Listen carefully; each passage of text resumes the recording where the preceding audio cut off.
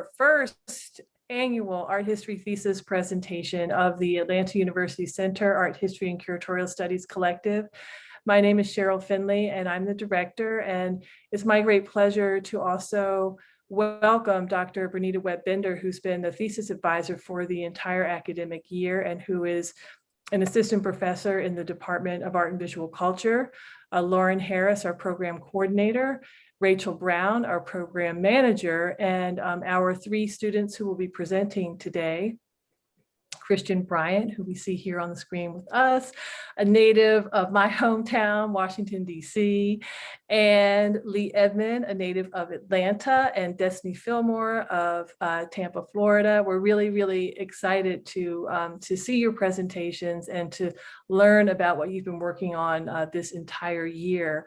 I also want to acknowledge Dr. Mary Schmidt-Campbell, the 10th president of Spelman College, whose 40-year career in art history, in museum direction is really so much of the inspiration of all that we do at the AUC Art Collective. I also wish to acknowledge Dr. Ayoka Chinzera, the Division Chair of the Arts, Myra Green, the Chair of the Department of Art and Visual Culture, and our colleagues and faculty members in the AUC Art Collective, including Dr. Abiola Ola and also Dr. Yasmin Esper, who together with Dr. Webb-Binder and myself work with our students this semester. Once again, I cannot say how very proud I am of the mentorship of our faculty members within the Department of Art and Visual Culture, mentorship too of our team, of our program manager, program coordinator, also our graduate teaching assistant, and Emily, as well as others in the department who've worked so closely with our students. Of course, much of the work that they've done could not have been done without the work of the librarians at the AUC Woodruff Library. And so I'd like to also acknowledge their hard work and determination, the many times that they've come into our classes throughout the academic year, especially in the Zoom world, to share with us the many resources that are available digitally for our students to conduct research. Also with that, I'd like to give a shout out to Holly Smith at the Spelman Archives, who's also lent her expertise to our students. I wish to mention our partners across the city of Atlanta at the High Museum of Art, who've also mentored and worked closely with our students and provided access to resources at the High Museum. And I think this is not totally lastly, I'm sorry, Bernida, you're probably saying, you were supposed to be finished 2 minutes ago. But also our colleagues at the Spelman College Museum of Fine Art, our past director, who's now at the Cummer Museum, Dr. Andrea Barnwell Brownlee, and also, of course, Ann Collins Smith, the curator of collections, Makiba Dixon Hill, who is the curator of education, and Wyatt, who is there all around, always extremely helpful to our program and to our students. And lastly, and importantly, I wish to acknowledge the generosity of the Alice L. Walton Foundation, which funds our program, the Atlanta University Center Art History and Curatorial Studies Collective. It is our mission to build and to prepare the next generation of African-American leaders in the art ecosystem, including curators, museum directors, art historians, and so much more. Thank you. Thank you, everyone. Thank you, Dr. Finley, and welcome to those of you who have just joined us. I would like to say welcome and good evening. I acknowledge the Muskogee and the Creek, the traditional owners of the land on which the Atlanta University Center is located. I pay my respects to their elders, past and present, and to the elders from other communities who may be here today. It is a pleasure to gather with all of you to celebrate this milestone achievement for the Art History Seniors Class of 2021. Thank you for your fellowship this evening as they commence into their bright futures. I would like to echo all of the welcome and gratitude from Dr. Finley. And I send gratitude to everyone, the faculty members of the department, the AUC Collective, the Division of Fine Arts, to Spelman, the AUC communities, and of course to friends and family, because without that support, it is only with your support that the students have reached these great heights that we are witnessing this evening. It is great pride it's with great pride that I watch these emerging art historians and curators present their hard work this evening. We have all had a year of discovery. Just to give you an overview and a sense of the magnitude of this occasion, the art history thesis is a work of independent research, and I stress independent research, undertaken by graduating seniors in consultation with art history and curatorial studies faculty members, as well as curators and other professionals in the museum, field, and art world. The written thesis is an argument built by the students from their own close reading, comprehension, interpretation, understanding, and critical analysis of multiple sources, both primary and secondary. Their thesis explores the historical, theoretical, and interpretive aspects of their projects.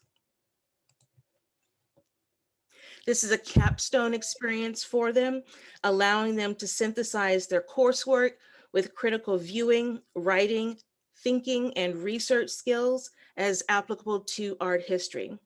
Their thesis marked their first steps of emerging scholars well-versed in the rigors of the field of art history. This was our first year of senior art history majors writing a thesis. This year, the students met every week with me over the course of the year as course coordinator. After their proposals were accepted, they continued to meet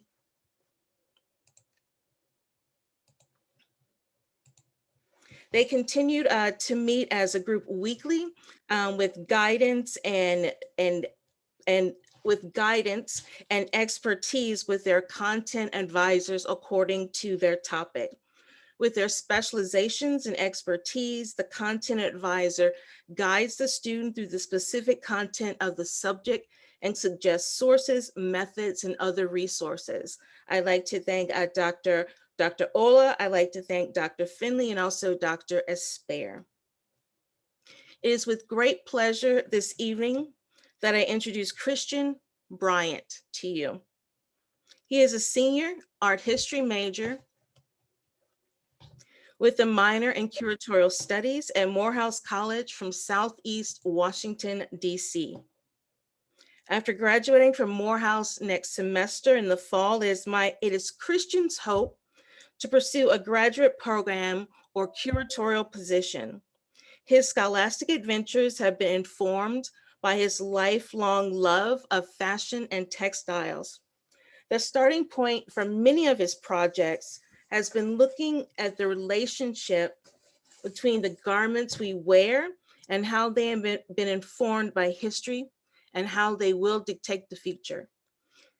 His goal, there is a bright future ahead for Christian, so I will go ahead and turn it over to him right now. How you guys doing?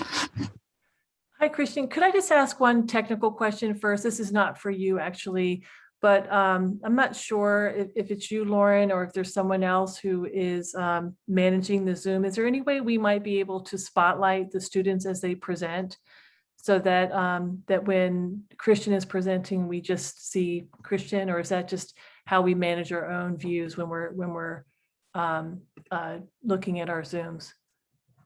I just want to see what the recording would be like so that everyone can focus upon each of the students when they present. You muted. Oh. You're right. Let's see, Christian, to do that, let's try sharing your screen, because right now I only have the option of showing the speaker.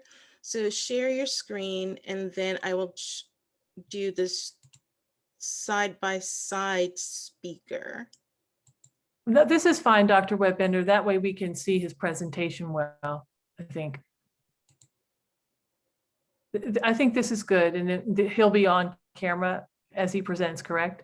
Yes, you're on Great. camera now. I'm on camera. And so when he starts speaking, he'll be on camera. Beautiful. Thank you. Mhm. Sorry for the interruption.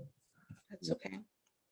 Thank you all for joining me here this evening. Again, my name is Christian Bryant, and I'm a senior at Morehouse College. And the the thesis program that I worked on this year is entitled Muse of the Darkest Hues, an Interrogation of Care, which was advised by Dr. Finley and Dr. Webb-Binder.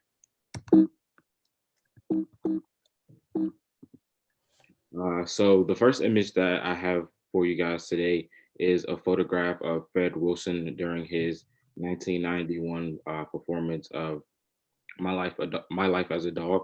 And during this performance, Fred Wilson attended the performance first as a docent of the museum. So he was describing artworks and things of that nature. And throughout the performance or the evening, he slipped into the role of a museum guard. So first showing up as an artist or someone who was knowledgeable of the artwork, and then becoming a museum guard. And I wanted to start with this image and performance because it really gets at the heart of a lot of details and ideas that I wanted to tease out throughout my thesis. First being the occupational role or the occupational uniform that is projected through the museum guard. So often wearing the Oxford shirt, blazer, slacks, and ties. So understanding how this uniform can present a barrier of education, but also add a barrier of invisibility to a lot of the wearers. And I think through Fred Wilson's performance, he shows that the understanding of who is knowledgeable of artwork is sometimes dictated by not just what you wear, but how you wear it and where you're presented as.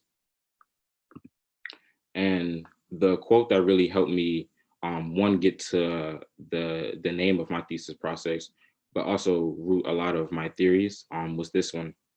And I won't read the whole thing, but I'll start with: the dark uniform of the police symbolizes not just the force identity, but also the presence of the avenger who purifies through retribution rather than cure.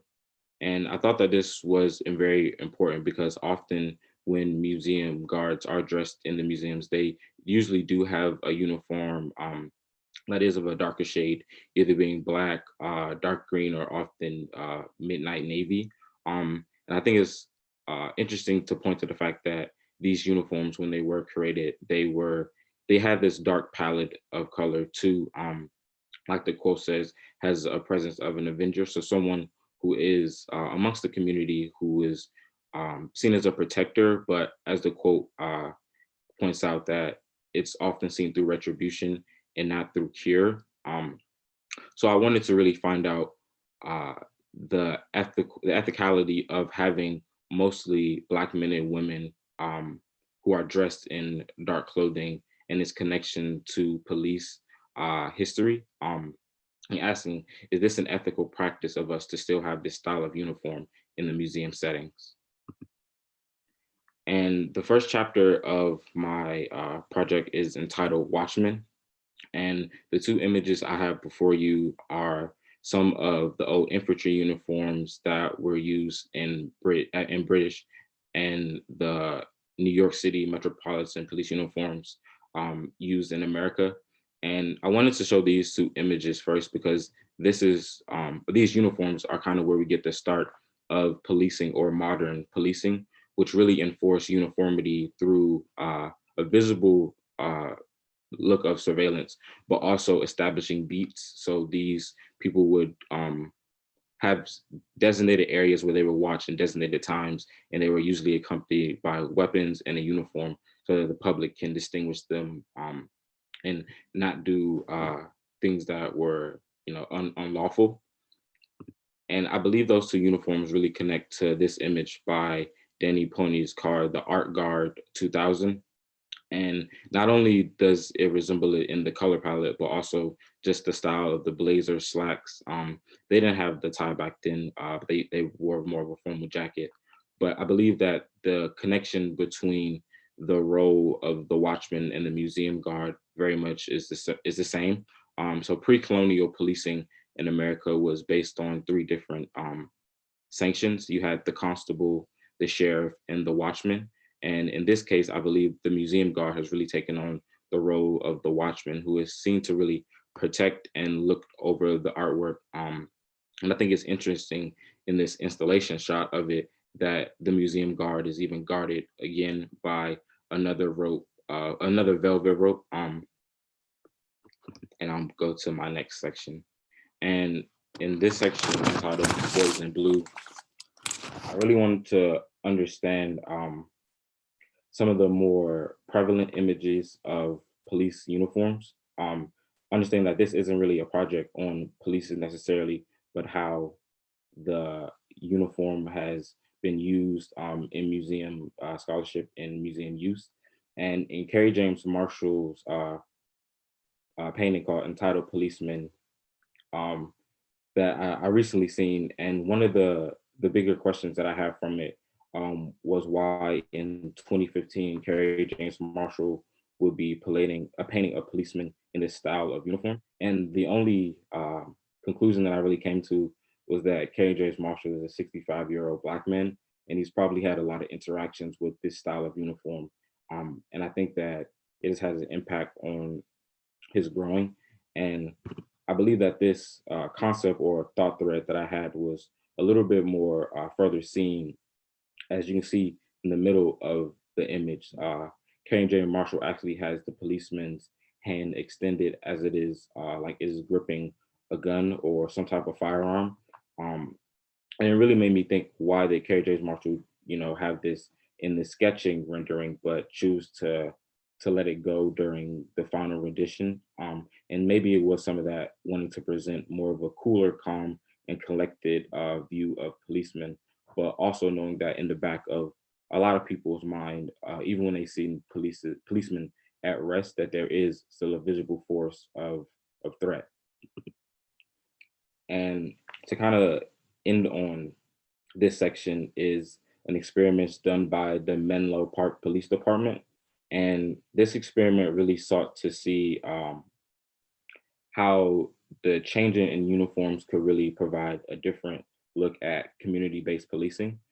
So in this image, Officer Dominic Pelosi, he's shown in the new and approved or new uniform that was offered in California at the time, that really focused on the white blazer, the tie, the Oxford shirt, and slacks with derby shoes. And as the uniform suggests, it was meant to be seen as a lot less violent and militaristic. But this would help policemen get into communities a little bit more easily and not be seen as such a threat by the community. And this style of uniform has then been adapted and used by museums today. And you can see it in Fred Wilson's guarded view mounted at the Whitney.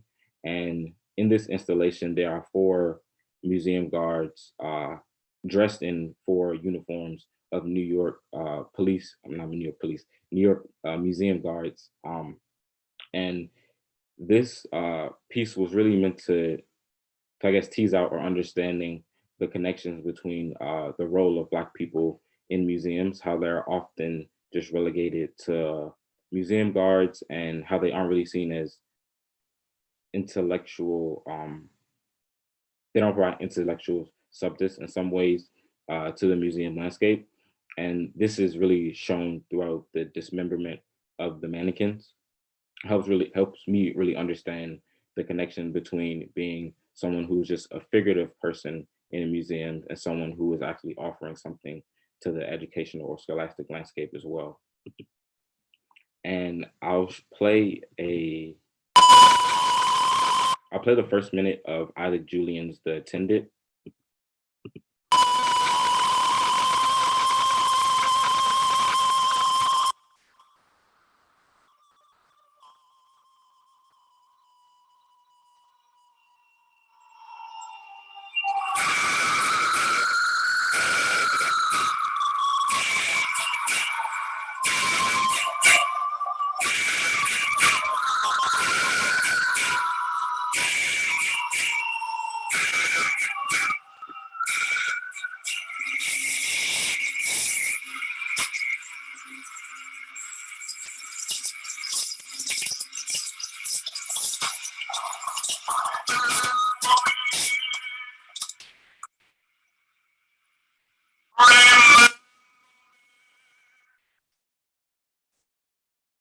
And here is an image that was first played during around like the first 5 or so seconds of the intended. And I thought it was important to re-show this image in connection to what you guys have just seen.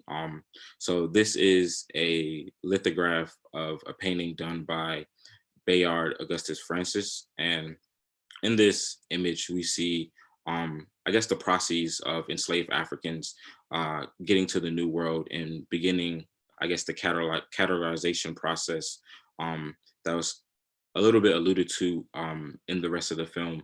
And at the center of this image, you see someone who's being held down and branded by a slave captor. And I think that the Isaac Julian's the intended really seeks to understand how museums can be seen as a colonial institution. So from the process of surveillance, whether that is metal detectors or cameras, there's also an architectural structure that museums kind of resemble prisons or institutions of captivity. Um, I think both of those aspects are very important to understanding that, one, museums are colonial institutions, but also understanding how the role of museum guards can fit into perpetuating some of these role of captivity. And in this image, we see the attendant who's dressed in, again, the museum style uniform in connection with, yeah, I guess an actor who was also in the film. And Isaac Julian really wanted to make connections between, I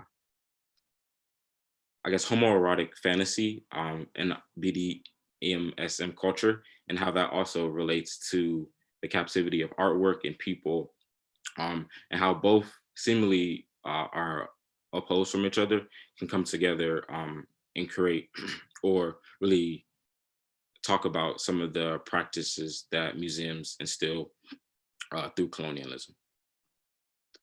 And the next image, I'll show it briefly before I get to the quote that I really want to you guys to relate it to. And so the image that you just seen was an image that I seen recently at a trip to New York at the Brooklyn Museum of Art. And the title of this image is called "A Guard for the Gods." And I thought it was important to share this image because it helps me understand the latter half or the last half or last portion of my thesis, which is an interrogation of care.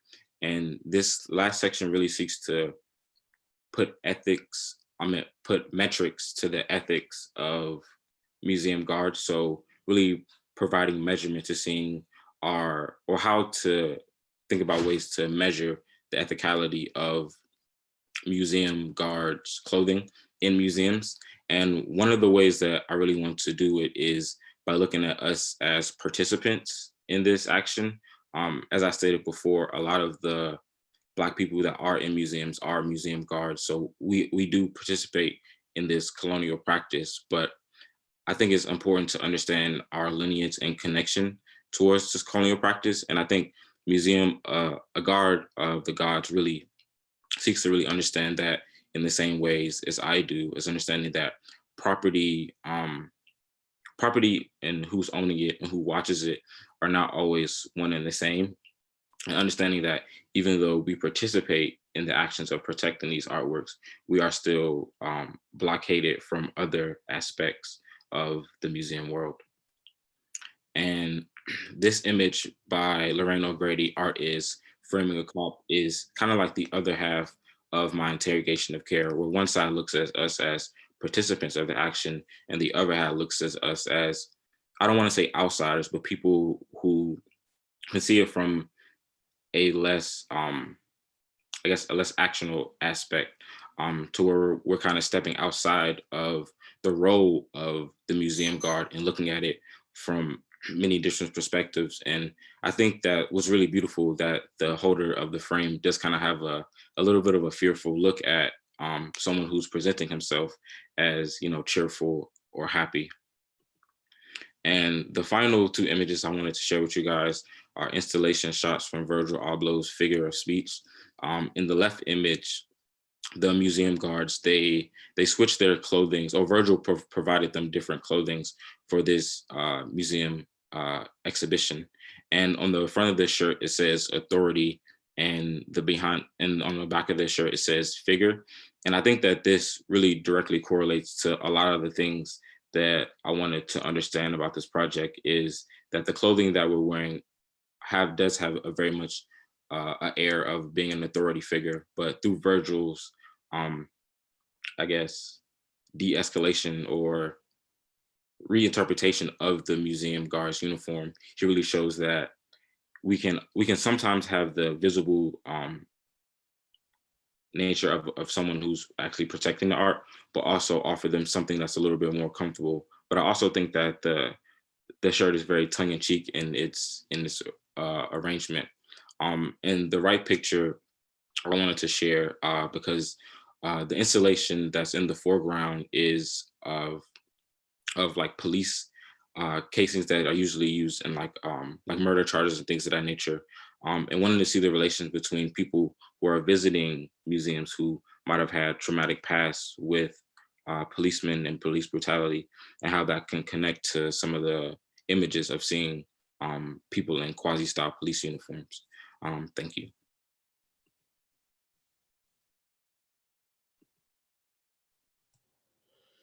Great, great. Thank you, Christian, for your presentation. I really enjoyed it this evening. And for those of you who are just joining us, Christian Bryant just presented, and the title of his talk was Muse of the Darkest Hues, an Interrogation of Care.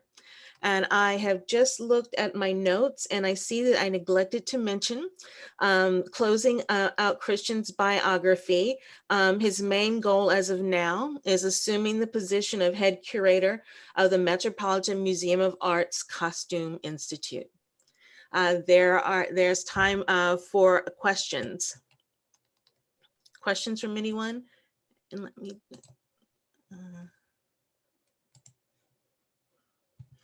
If you could raise your hand or unmute yourself, that would be great.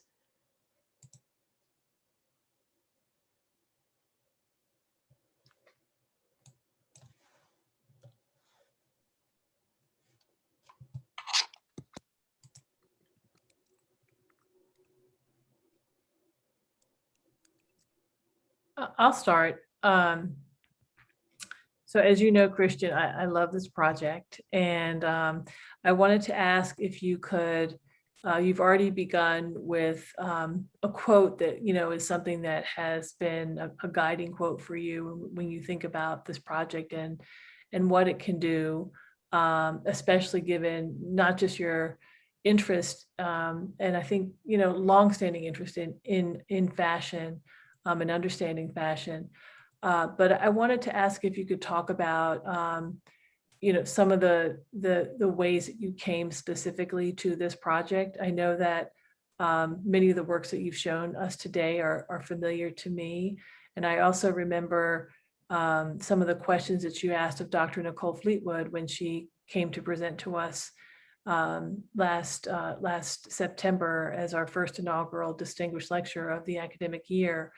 So I just wanted to ask if you could maybe give us a little, insight into what inspired you to think about this project as it relates to art history, as it relates to your interest in fashion, but also, I think compellingly, how it brings to the fore many issues that are troubling museums today and issues that are troubling I would say American society specifically today, and that is policing.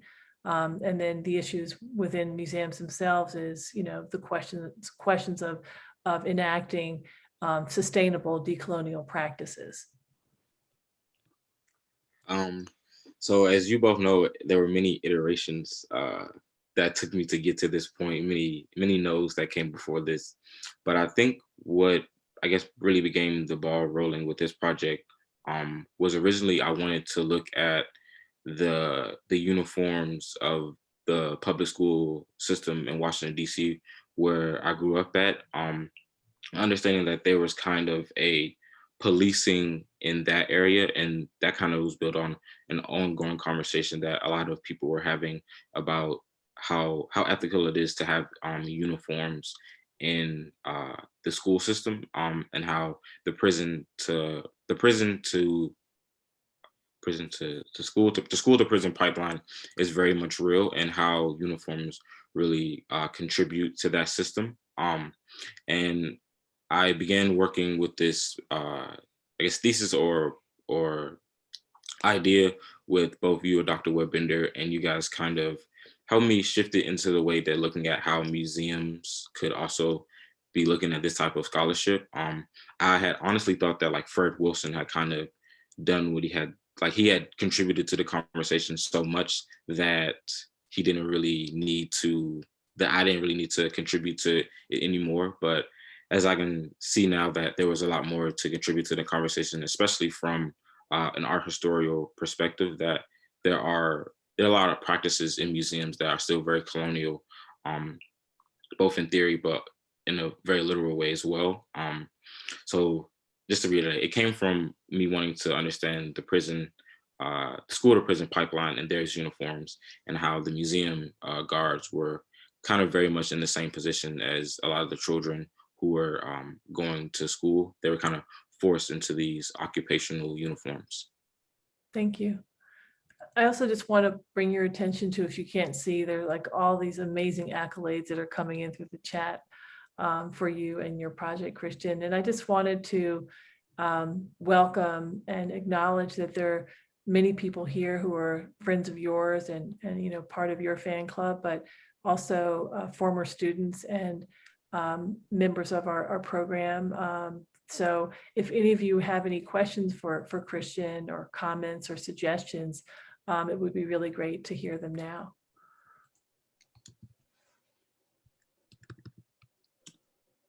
Kayla. Hi, Christian. Thank you so much for this presentation. My question will be kind of brief, and it's more about where you see the project going. But how do you think maybe an analysis of gender would complicate the work that you're doing? And also, because you're thinking about fashion, I'm curious about where you want to situate yourself historically, or if it's going to remain contemporary, and how you're thinking about how gender and historical context could either, you know, broaden your scope, or maybe even complicate the picture you're trying to draw, the connections you're trying to make for your audience if you're curating, or even, you know, scholarly work. Yeah, I think that gender is definitely an important intersection that could be teased or understood throughout my project a little bit more, a lot more. One of the theses that I was really looking at or another dissertation that really helped me form mine was a thesis that looked at uniforms from an ethnography perspective, and a lot of it was at the intersections of gender, and understanding how a lot of women who are presented in more like masculine uniforms sometimes are forced into situations that either degrade their gender or suppress their actual either femininity or how they see themselves in the uniform. So I think I can definitely talk some more about how women in museum guard uniforms, they have their experiences as well. But in the instance of where I do want to take the project, a lot of it is into getting into a little bit more of those conversations. So talking with museum guards, and understanding their sentiments and their feelings around the uniforms that they wear. And was there another question? I feel like you had another question. Oh, historical context, yes. Oh yes, historical context. So I think that there is enough recollection or there's been enough documentation of both sides of the I guess our historical canon, where we have images of like very old militaristic style police uniforms that could be very like could be very cool in the installation in the future with mannequins and things of that nature. Excuse me. And then we do have works by Virgil Abloh that kind of show the more contemporary side of what a uniform could be. So I think as far as a historical scope, I kind of do want it to be historical enough that so that the audience can see where the formation of a police uniform comes from. So like I said, like really applying the London model of having beats and things of that nature, and how does it translate into what police uniforms are now, which are much more Black and militaristic in style, and how do we get from there to where we are now. So yeah, I kind of do want it to be as full in scope as possible, but very much still centered on art objects. That was like a very big part of it. So it's not really like so it doesn't go like straight to the Smithsonian, but it can like go to a Whitney and things of that nature, if that makes sense. It does. And then just one last thing is I'm very interested for you to think about how these uniforms and these spaces sort of engender a particular type of performance. I don't know if that's something that comes up in your presentation, or not your presentation, but your thesis, but I think it would be very interesting, as you continue to develop. So thank you. Can I add something to your question, Kayla? So good to see you. I feel like I see you every day now. Hey. But, so Christian, and I mean, not to answer the question for you too, maybe you could say something a little bit more about the attendant, because I think that gets to, well, my life as a dog, right? And the attendant gets to Kayla's question in that, in the Fred Wilson example, it's very much about performance. It's all about performance, in fact. And then in the attendant, it's all about gender and sexuality, as you shared when you first presented it. And it's the type of film that if you haven't seen it, and I know there are students who were in my slavery and visual culture would have seen it for sure.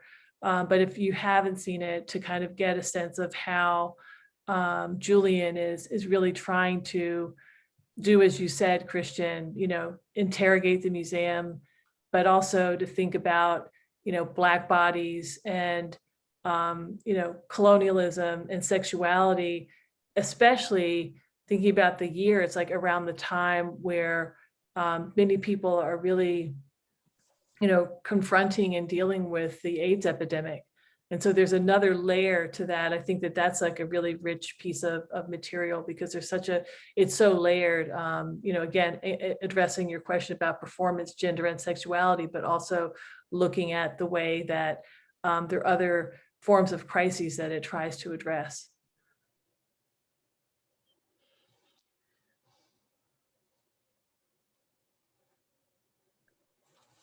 I believe there's a question in the chat. There is a question in the chat. I am going to ask for your patience as we hold the question so that we can listen to our other two presentations. There'll be time after the talks to circle back to questions of all the presenters.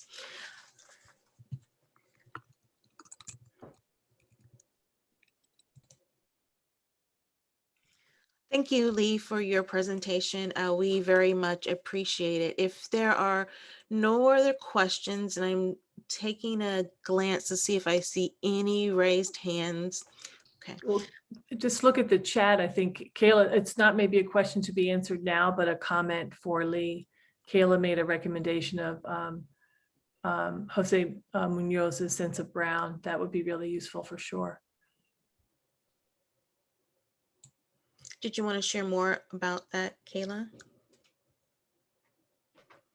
I can. Thank you for your presentation. Also, I feel like I should preface this comment with, if you've taken Professor Chapman's Black Queer performance or theory class he has, or if you've taken Dr. Asia Leeds' Black Women in Latin America, I think between the two of those, you probably have at least touched on this work. But I think Jose Munoz's, and because it's a series of essays, it was published posthumously, so it will have its blind spots as far as race is concerned, but I think it would give you a nice gender analysis that would complement the Murray Miller Young piece that you mentioned in your presentation.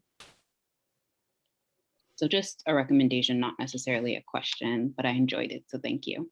Thank you so much. Thank you. We will now have our third a senior presenting this evening. Her thesis title is To Mine a Museum, Exploring the History of Race at the High Museum of Art. Destiny Fillmore is a native of Tampa, Florida, studying art history and international studies. For the past 2 years, Destiny has worked as a Mellon undergraduate curatorial fellow at the High Museum of Art with Dr. Catherine Gentleson, the Mary and Dan Boone Curator of Folk and Self-Taught Art. Destiny has curated a gallery installation, wrote a catalog essay for the exhibition Really Free, the Radical Art of Nellie Mae Rowe, and she looks forward to continuing to support the development of the exhibition and as the opening nears. On campus, she's an active member and leader of several organizations, most notably the Bonner Scholar Program and Social Justice Program. Following her graduation from Spelman College and the completion of her fellowship at the High Museum of Art, Destiny will begin her appointment as the Mellon Curatorial Fellow at the Williams College Museum of Art and continue her studies in the Williams College Art History Graduate Program. Destiny's 3-year tenure at WCMA will allow her to participate in the full range of curatorial activities and contribute to the museum's efforts to diversify its collections, exhibitions, and programs to best reflect the curriculum and the student body. Destiny aspires to become a curator and arts advocate for communities that have been historically underrepresented in museums and other cultural institutions. And before Destiny begins her presentation, I'd like to take a moment to thank Dr. Catherine Gentleson for acting as an advisory advisor for Destiny's thesis. We appreciate it very much, Dr. Gentleson. Destiny. Yes, hello. Thank you so much, Dr. Webb-Binder, for introducing me, and thank you everyone for being here. I'm going to go ahead and share my screen. Oh. Are you able to view the presentation? We can see it.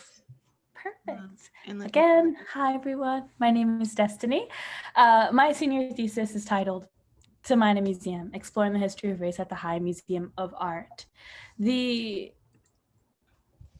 question that really inspired and began this process, or began my search for a thesis project, was our art museum's races. This is inspired by Maurice Berger's work, which takes the same name, and the question has really become the grounding in the center of why I wanted to conduct this thesis project. So originally I decided to explore this topic through time periods that were sort of determined by the leadership at the museum. So I wanted to begin in the early years of the museum in 1926, and thinking about the two people that you see to the far left here are Hattie High and James Joseph Haverty. Both are really important founders and funders of the museum in its early time, and I'll discuss them a bit later. But their time and other leaders from 1926 to 1963, before thinking about Goodman Victel's tenure, it was the longest directorial tenure that the museum saw and has seen. It began in 1963 and ended in 1991. You can see him pictured in the middle, early in his time at the High Museum. And this was after a really traumatic plane crash took the lives of about 102 passengers, many of whom were very prominent members of Atlanta's art community and of the High Museum's board. So following the end of Goodman Victel's years, I was then going to explore the recent past. So looking back to 1991, when Ned Rifkin first arrived, and then ending in 2014, when Michael Shapiro's tenure as the museum director had ended. But instead, I thought to perhaps organize things a little bit differently. And I landed here. I wanted to think about people. I wanted to think about objects, and I wanted to think about exhibitions. And so I did. And those are the grounding categories of each of my 3 chapters for this project. So thinking about people, I asked this question, and the question is pretty similar for each chapter, but in this context, it is how do personal narratives about museum leaders reflect the institution's ideas on race? So pictured here is a slightly more zoomed in or larger portrait of Hattie High. Hattie High is really important to the museum's history because her donation of her home on Peachtree and 15th gave the Atlanta Art Association its first physical building to have its art collection in, even though there wasn't much of an art collection at the time. So her donation established the museum, and its name is taken from her last name. And she was married to James Joseph High, I believe, who was a really prominent and wealthy man in the city of Atlanta, and who owned several department stores throughout the city. When I think about Hattie High, she's a very complicated figure, as I mentioned before, and as almost everyone in this presentation is. Her complications arrive really due to her involvement with the United Daughters of the Confederacy. This was and still is an organization that is credited with being one of the most effective bodies to spread the lost cause ideology. This was essentially a means of rewriting the history of the Civil War in a way that was more favorable or less harsh on Confederate soldiers. They were also referred to as the Women's Auxiliary Group for the Ku Klux Klan. So this is a very particular group and organization to be associated with, and it's been written that she was a very involved and very enthusiastic member of this organization. And so her involvement in UDC might then reflect her personal views on race and public memory, because most of their work was indeed about public memory, rewriting history and uplifting monuments to a history that they wanted to protect. Another key figure that I speak about in this chapter is Hale Woodruff. Hale Woodruff is very important to the AUC. He's very important to Spelman's history as well. He was a painter. He was a teacher. He was a scholar, and he also taught at Spelman College in the 1930s, and also was a part of Atlanta University. And his relationship with the High Museum of Art was really special. He was good friends with Benjamin Shute, who was the director of the High Museum School of Art, and also for a short time, the director of the museum itself. And Hale Woodruff spoke about his first time going to the museum. And I want to share with you the direct quote. This is pulled from an interview. So to begin, quote, "They told me that there was some kind of museum way out on Peachtree Street. I got on a streetcar and rode out there. In front of the imposing mansion, there was a Negro janitor sweeping the sidewalk. I walked into the building. To the receptionist, I said that I wanted to see the director. She almost fainted, but I met the director and we talked for about an hour. When I came out, the janitor said that he had been at this place for many years and that I was the first Black man beside him that ever walked through that front door. I told him that I will not be the last." This was in 1931, the same year of his arrival and the same year of several other pivotal and interesting historical moments for the museum as well. And so I found that including Hale Woodruff's story, including Hale Woodruff's experience with the museum, and later on I'll speak more about the way that he transformed it and the way that his place in it has changed. But seeing his relationship with the museum and also Hattie High's and several other individuals, I think helps to paint the picture of the museum's history and of the museum's relationship and ideas with race throughout that history.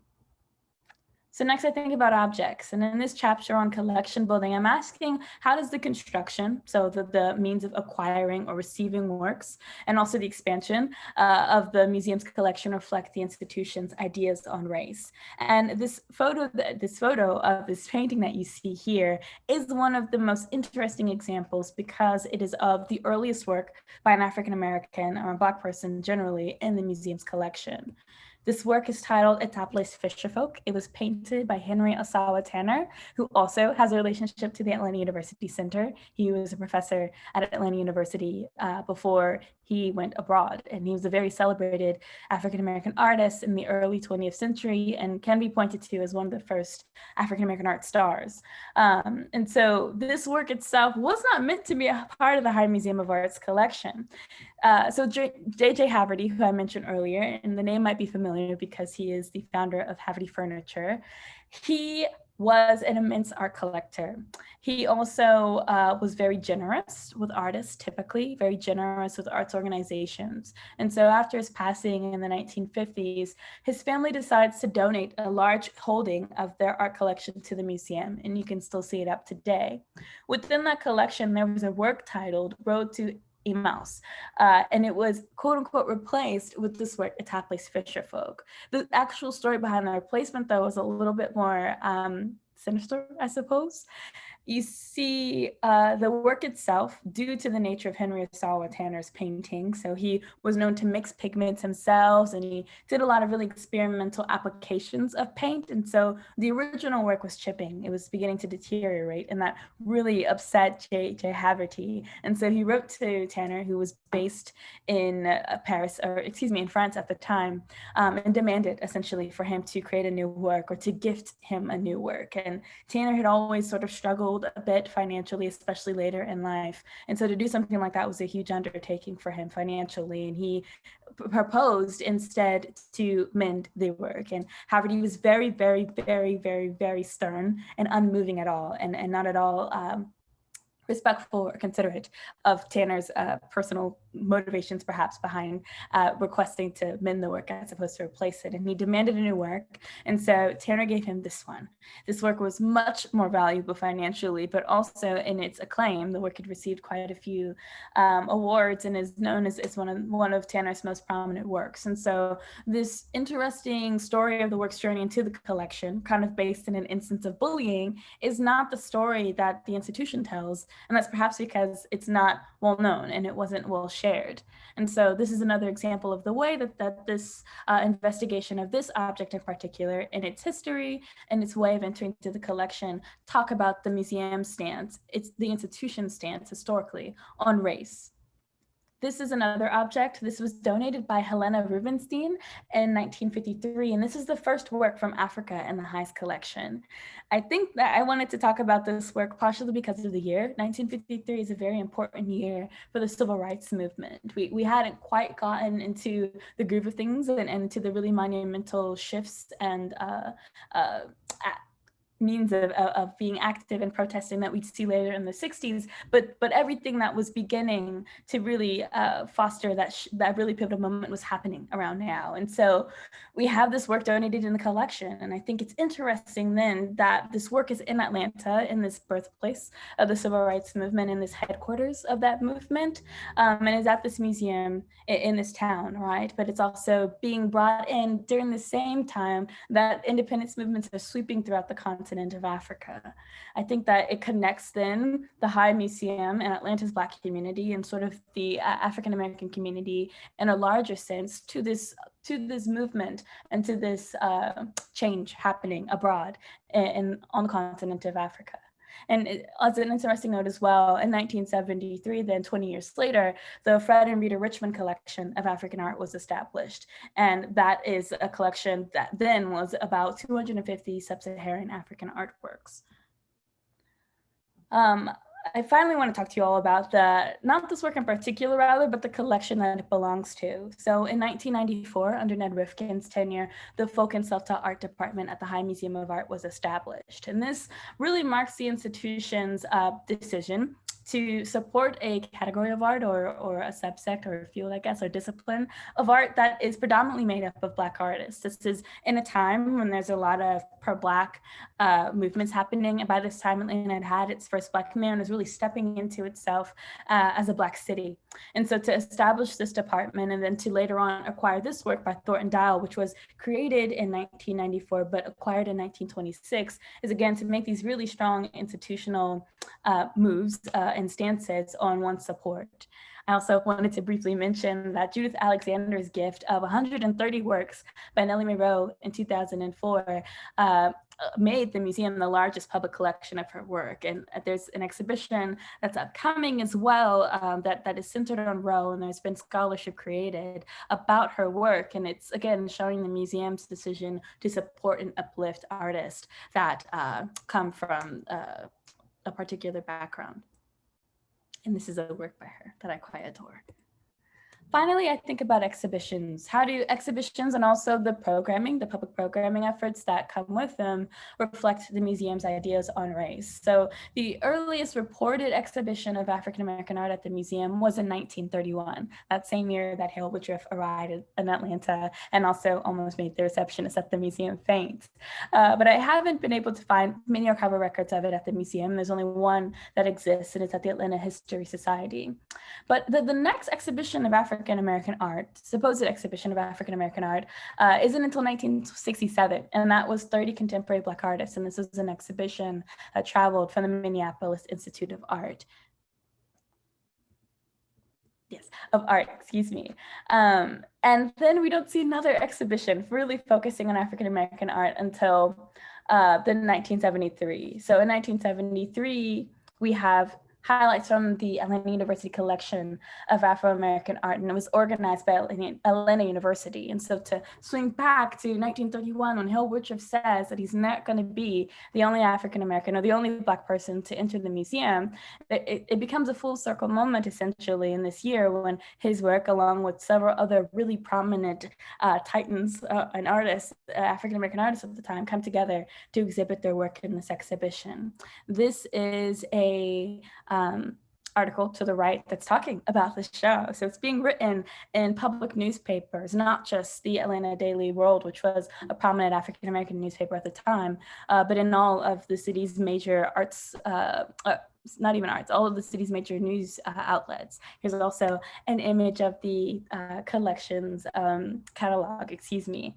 And so this again is showing the shift. It's at this time in 1973, where there's this increasing public acceptance of integration. By this time, Atlanta and most of the South had been fully desegregated or made segregation illegal. And so the city was opening up, the museum was then reopening fully to the public. And then a few years later, in 1977, one of the most prominent exhibitions in African-American art history, 2 Centuries of Black American Art, comes to the museum.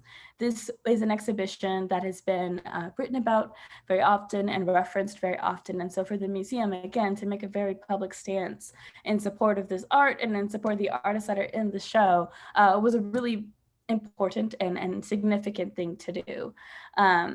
But it also established the museum's relationship with David Driscoll, who is a really prominent artist and art historian, and who also has a very tangible connection with HBCUs in general, and with Spelman as well, through his mentorship of one of our alumni and the former director of the museum, who also received the David Driscoll Prize, which first began in the early 2000s at the High Museum of Art. And so another exhibition that had a really, I think, prominent impact on the museum's history and trajectory is Rings, 5 Passions in World Art. This exhibition was created in conjunction with, or I guess in anticipation of, the 1996 Atlanta Olympic Games. However, there was another exhibition that was already slated to be shown at the museum during this time.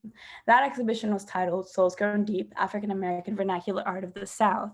And so this exhibition, which was organized by the Souls Grown Deep Foundation and William Arnett, who is a very well-known collector of folk and subset art at the time, it was slated to be chosen, and the director at the time made the decision to renege on the exhibition and to instead choose Rings.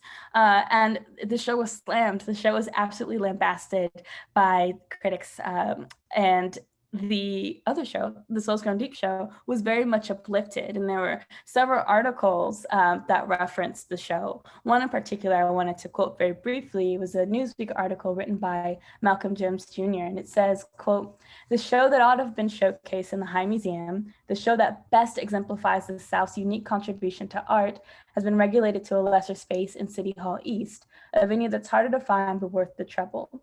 Souls Grown Deep, an enormous collection of vernacular art, what used to be called primitive art, by Southern African Americans, is a show to see in Atlanta." And so, again, as opposed to choosing this exhibition that, in the words of Malcolm X, really poignantly represents the uniqueness of Southern culture and is very well representative of Black Southerners in particular, the museum decided to side with something that was far more Eurocentric instead. And the choice now, looking back on it from a contemporary stance, might not have been the best one to make. And so this is an image also in the museum's collection of President Bill Clinton and First Lady Hillary Clinton at the museum viewing the works in the collection. And so the conclusion of the paper, and really also of this presentation, is that the museum's relationship with race is very complicated, as are most institutions. So at times, the museum has been an open place. At its founding in 1926, it was said to be a public space or a place open to the public, but we understand that who was considered a part of the public in 1926 is very different from who it would be considered a part of the public today. But the museum did not formally shut its doors until far after that, when segregation became legalized. And so there's this really complicated relationship with race. The museum has instances of where it is supporting thoroughly, but also supporting on a surface level, Black people and Black artists.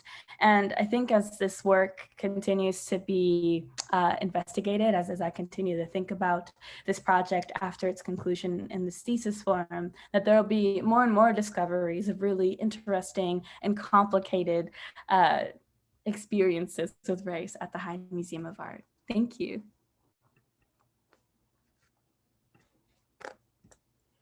Thank you very much, Destiny, for your deep, your rich, and also I'd like to say your loving tribute to the High Museum of Art. We've talked in the past with your project about how you are contributing to the scholarship and the history of knowledge of the museum, and you've done a very good job. Thank you very much. Are there any questions, anyone? Destiny and I have had lots of conversations about everything. So I like to turn it over to the audience first, please.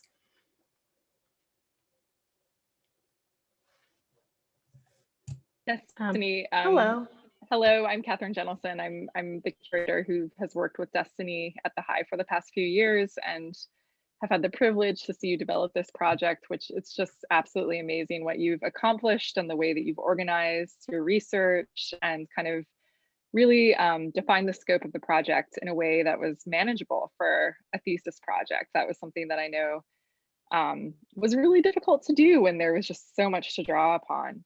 And I'm curious to hear from you. You know, you kind of gave us that little teaser at the end that there's more work to be done. What are some of the directions you see this taking, and or if that's too hard to kind of articulate at this point, what were some of the things that you were really reluctant to leave out, you know, with kind of the final version of how you shaped your project? Yes. Oh wow. I'm sorry. I'm seeing so much support. Thank you so much, Katie. I'm so glad that you are here and that I get to thank you again so publicly. Wow. So there's so much, and I'm trying to think about where to begin. So I'll begin about where the project can go. So I think that there is a lot more research to be done. I know when I was first thinking about this project, I wanted to go into the history of the founders and dig really deeply and see if I could find how they got their money. How did all of these people acquire their wealth? And whether or not the source of their wealth was enslaved labor. We are in the South, we're in Atlanta, and Atlanta has a very long history with enslavement. And so that's the depth that I was initially wanting to go. But again, as you mentioned, wanting to feasibly have a project that could meet the requirement of what a thesis is, but also contribute something. It stopped me from doing that. But I think it could really go that deep. There is a lot of information about the museum's financial records and its dependence on the early board of directors and trustees before 1962 that I think would also be really interesting information to talk about, to think about in what ways could being really financially reliant on a group of people who come from a very specific background and small community, how could that negatively impact the museum's relationship? Because if the difference between staying open is whether or not you appease someone, it makes it pretty clear what one might decide to do. So those are a few of the ways that I think that the project could expand and deepen. Where it could go next, who knows? I don't. Well, I just want to say, I don't want to take up too much time. I want to make sure everyone has a chance to speak, but I think that that would be a really productive direction to take things, in part because I don't know the extent to which everyone, your peers, have followed with interests, the kind of accountability that museums are currently being held to in terms of their boards and where they get their money from. But it's certainly a new turn of events and something that I think is going to be very widespread and really the direction of the future. And I think part of helping museums to really acknowledge the sources of wealth that built them has to do with this kind of transparency and self-knowledge. So I think that the work that you have done already and the work that you could continue to do in this regard would actually not just be a kind of way to call out museums for the ways that they've benefited from colonialism and structural racism, but really to help museums kind of own up and move forward as part of that being acknowledging their past. So thank you for this work, because it's incredibly productive for us at the High. I hope we get to share it widely if and when you're comfortable with that, and great work all around. Thank you so much, Katie. Clark, I know you're trying to say something earlier, and I don't want to take up too much time. Oh, that's okay.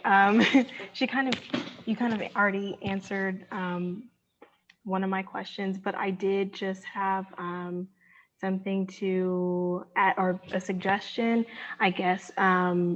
Great presentation, and it's just like a reading that I've used for research before, but specifically for race in the museum. It's not specific towards like the High Museum, but just in general. And if you ever go back even further as far as diversity and inclusion in museums, it's called, I guess I can put it in the chat too, but it's called The Art of Curating, Paul J. Sachs and the Museum course at Harvard. It really more talks about the establishment of like art history curriculum, but also the kind of development of what museums begin to look for as far as museum professionals and what kind of backgrounds they came from as far as race, ethnicity, socioeconomic background, and education, and it kind of encompasses all of that. So I'll just put it in the chat for you. A great presentation. Thank you. It's good to see you.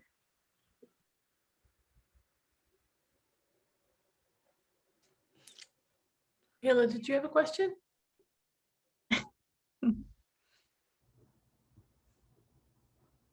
Well, I just wanted, I know we're almost maybe 10 minutes over, so I want to be mindful of the time, but I just also want to extend my congratulations to you, Destiny, for this really masterful and exemplary senior thesis.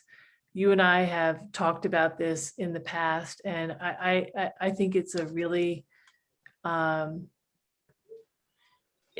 it's an extremely urgent and influential model that you're using as your case study.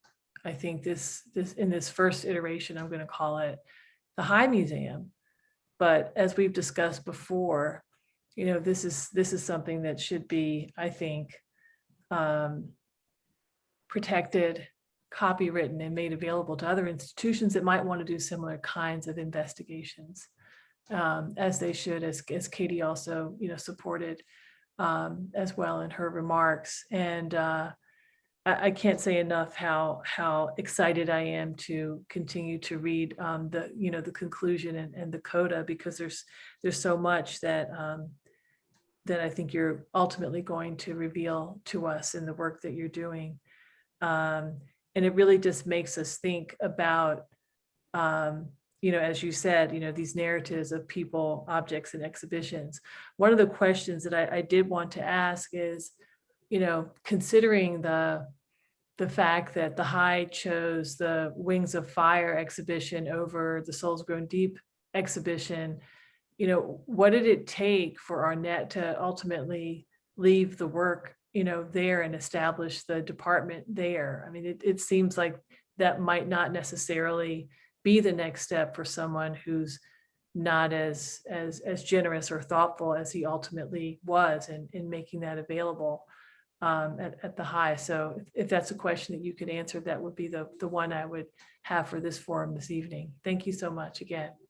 Yes, thank you so much, Dr. Finley, for your constant support and your kind words. From what I remember, the establishment of the department itself happened in 1994, and then the exhibition in 96. And so I think that I think that most of the works that were a part of the original establishment of the collection might have come from the Souls Grown Deep Foundation, but they could have also been sourced elsewhere. I'll have to double check to remember. So I don't have a full answer to your question, but I will investigate it and find one. Thank you for clarifying the timeline. It's great to see you, Clark, too, by the way. And may I just briefly say hello to Mrs. Helen Forbes-Field, who is an immaculate woman and an alumna of Spelman College, and someone who is very dear to me and to my progression. She is on the board at the Cleveland Museum of Art and welcomed me very much when I was there. And I'm sure that all of the other Spelmanites who spent time at the CMA may have met her as well. So I just wanted to say hello and to thank her and to greet her. And also Ms. Holloway and everyone else, thank you so much. I hope that you all, I know that you all this evening have enjoyed the scholarly insight of the students as much as I have, and the breadth and the depth of the projects that they have presented is so heartwarming. And I want to thank them and you for your attention this evening. Before we close, I'd like to make an announcement, a related announcement. We would like to join us in congratulating Destiny Fillmore for her recent nomination into Phi Beta Kappa, the oldest undergraduate honors society in the country that invites students to become members, primarily on the basis of broad cultural interests, scholarly achievement, and good character. I think this definitely shows this Destiny's academic dedication is evident everywhere, and this is also a recognition of that. I would also like to make the announcement. Okay. I am pleased to share that Destiny Fillmore, additionally, the Department of Art and Visual Culture would like to congratulate Destiny Fillmore for receiving departmental honors. This will be noted in the graduation program as well. Departmental honors recognize the very hard work of students who have a grade point average of 3.5 or above, no grade lower than a B in AVC courses, as well as other criteria that demonstrate their dedication and their leadership in the department. Congratulations, Destiny. I'd like to now ask Dr. Finley or Professor Green if there are any closing remarks that you'd like to make. Thank you so much, Dr. Webb-Binder. I'd love it if Professor Green, the chair of the history of, not history of art, the Department of Art and Visual Culture, could please share some remarks with us. We're really happy that you were able to join us today.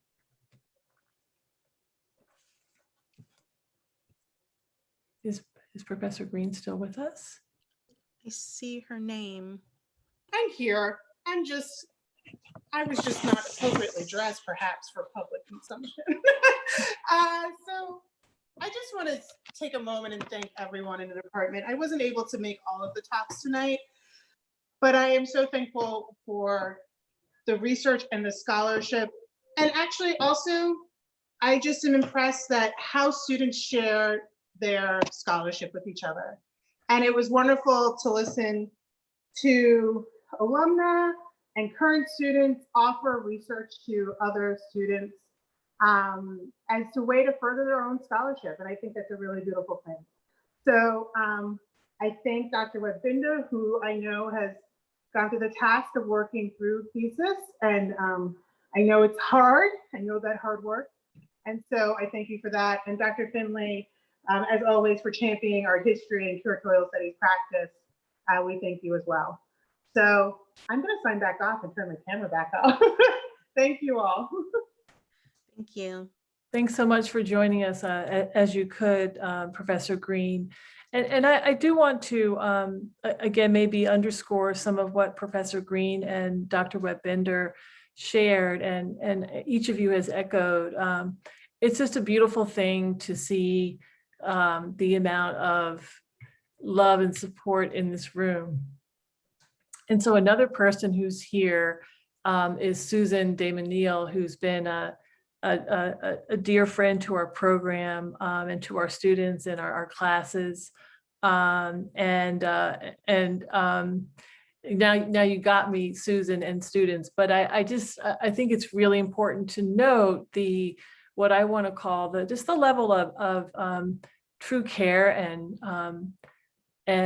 mentorship that I think our program and Spelman has instilled in the program, to be able to see alumni here, curators that have worked with you tirelessly, your professors, your own classmates, students who've graduated and who are doing their own graduate work now here, and then just friends of the fold being so supportive. It really means, I think, so much to each of you and to all of us as we continue to put the right foot forward in the charge that we have before us. So with that, I just want to say thank you so much, all. You've done such stellar work, and we're here to continue to support you and to see these works through to completion and you all onto the next stage. Thank you. Thank you.